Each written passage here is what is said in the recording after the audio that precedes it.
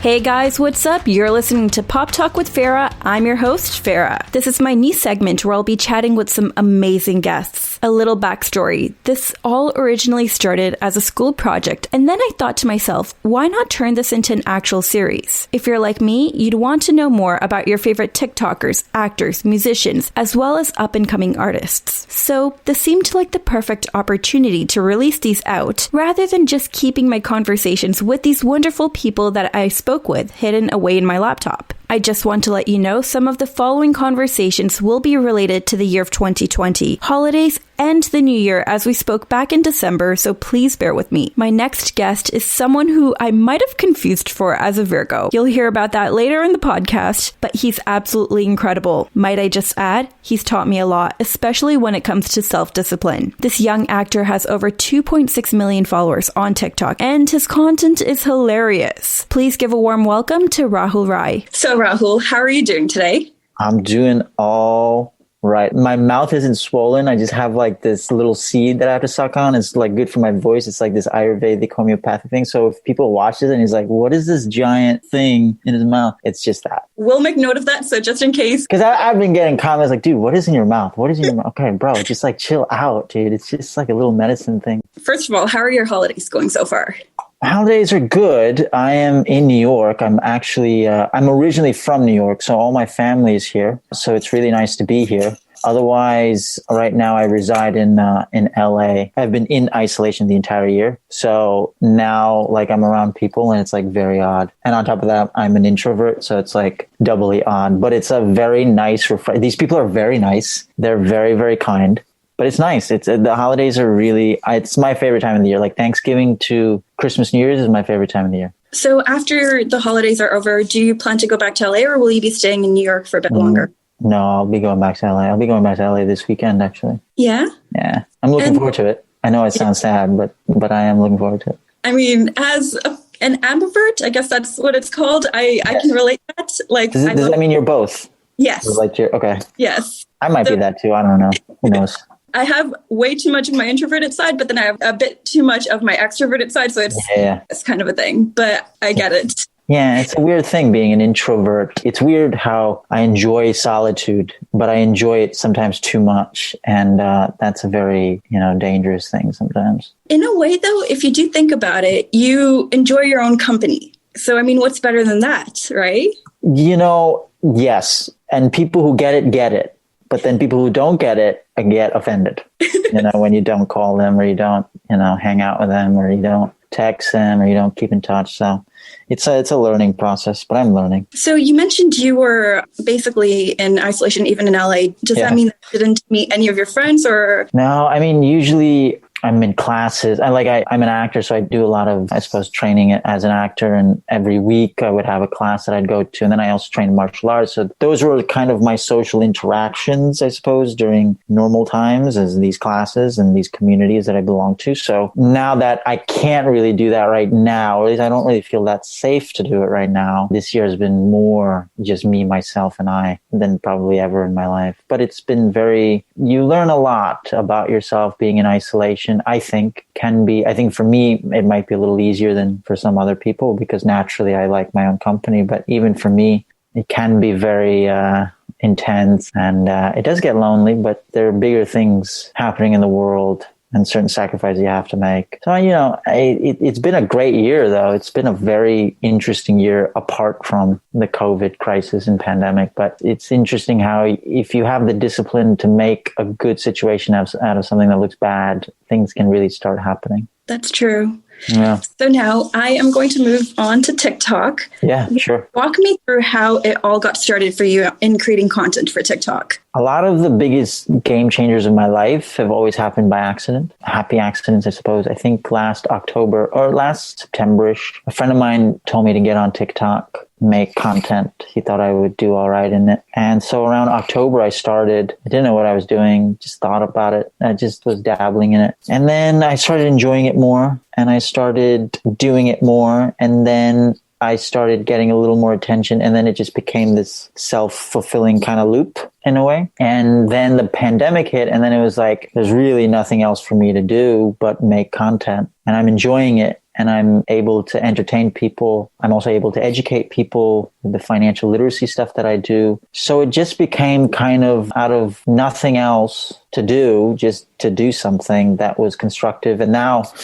looking back on it, it was a very good investment of my time, because things can now, you just have leverage and attention. And attention is a great form of leverage. It's probably the most powerful form of leverage in today's day and age. But it started out as an accident, and then it became an obsession. And with that obsession, I mean, you post about at least 10 times a day. 18. 18. Okay. Every single day that you have to post 18 times, or how does that? It's an arbitrary thing, to be honest with you. It's really, it's not like I read something. It's not like somebody said something to me that you have to do. It's just an arbitrary number and I have an obsessive personality in a way. So for some reason I commit to something, and the reason I commit to it could be completely foolish and for no, good reason at all or logical reason, then it becomes a thing. And so now, for some reason or another, 18 is the magic number. It might dwindle down, it might go up, but some days it goes up. It never dwindles, but right now I can do it. I have the energy to do it. I have the commitment to do it. I have the time to do it. But then things will adjust later on. We'll see. I don't know. 18 is where I'm at. And how do you choose the content that you want to post? I will surf TikTok. Like literally before talking to you, I was on TikTok for the last 40, 45 minutes, just surfing through content and looking for ideas and looking for sounds to lip sync to. I do lip sync content. I do dance content here and there. And then I've moved into more original skits and things like that, because I think that's important. I think it's important for me to develop my own voice and just take that bigger risk, because that is, I think it's a vulnerable thing for me to do personally, is use my own voice, use my own, me and my own ideas, whether they're inspired by somebody else or they're just stemming from my own life. But seeing if I can create something that's relatable and, let's say, viral or popular from that's a very fulfilling thing when you can do that. So yeah, it's a mix of those kinds of things. And I try not to censor my ideas. So if I have an idea, whether it's the night before or the day of and while I'm making content, I try not to overthink it and overanalyze and just put it out. And most of the time, things are great. Sometimes, yes, I make mistakes. Sometimes a joke goes badly, or sometimes a thing gets misinterpreted. The impact is not something that I intended on, but the impact it's trial by fire. It's constant trial by fire. And that's kind of the only way I learn, and the best way I learn, for better or for worse. I like to break things and then try to see if I can rebuild them, if that makes sense. That's kind of how I learn. It does. Yeah. So how do you work with, if it's a hit or miss kind of thing, how do you deal with it? I guess I look at the comment section. So if people are really, really pissed or like really triggered by something I've said, then it's just, I'll probably apologize for it, because I'm like, this is not what I intended. And then maybe I'll take the video down. But if I'm just like, this is not something bad, I'll just keep it up and I'll just kind of move on with it. Or sometimes, I don't really respond that much, or to hate comments. Not that I get many, but like, if people take my content and then stitch it and then have a commentary on it, it's like, okay, that's fine. It's fine. You start to learn that's part of the game. Mm-hmm.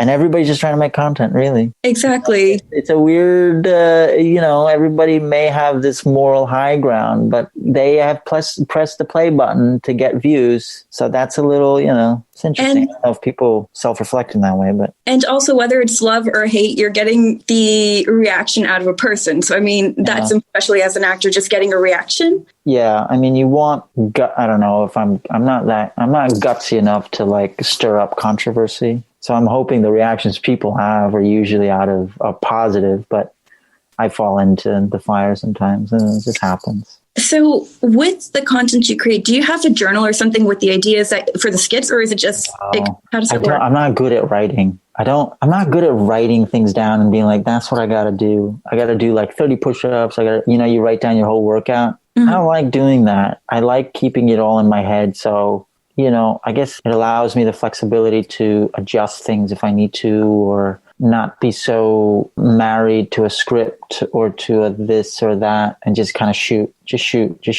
and let it flow, let it fly. And then if it works, it works. If it doesn't, it doesn't. The important thing is to consistently just make content. I would love for everything to go hyper viral and just get millions of views, millions of followers and all that stuff. But it's just not practical. It's not really realistic, and can be a very dangerous thing to tie yourself to the results of your work. Although it's very tempting to. And, you know, you have to respect the results. You have to want to achieve certain results. I think it's healthy. I think it's normal. But I think if you can marry yourself primarily to process, you increase your odds of longevity and actually having a career in a field that is highly competitive and can be very unforgiving in some ways. That makes sense. And as of right now, how many videos would you say is in your drafts? 0. Or zero? So no drafts. You post it. Yeah. And how long does it take you to create a skit, for example? How long would it take you? Some are longer. Like if I have to like change clothing, that can eat up time. If there's a setup, go outside or set something up, set a scene or set props. Not that I do much with that, but like sometimes it does happen. Then it can eat up some time, maybe like 10, 15 minutes. Otherwise, if I'm just recording, pointing and shooting, guns blazing, then, you know, maybe every 5 minutes I can knock something out. That's pretty cool. I try to move quickly so that I can just keep, you know, again, I don't want to overthink. I don't want to overanalyze. So, okay, this actually made me curious in a way. Yeah. When you do create the content, like, do you have a specific timing that you post it, or do you just make it at that time and you're like, you know what, let me post it? Yeah, I have a bit of a routine that I follow. Although maybe I'm a little late here in New York because I'm just so lazy.